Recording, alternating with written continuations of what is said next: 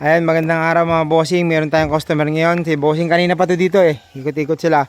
Boss, ito na yung natipuan mo. Ayan na.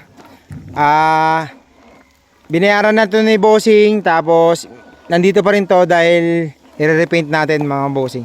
I-repaint natin tapos ito top overall natin. Ayan mga bossing. Oh. Ayan.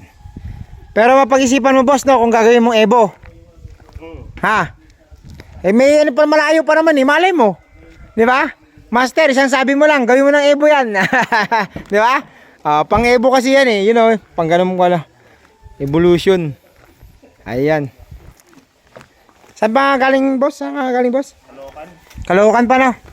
Ayan. Galing pa si bossing ng Caloocan. So ito, ayan, extra lang eh. Papalitan natin ng mags niya. Yung mags niya nandyan, flat lang.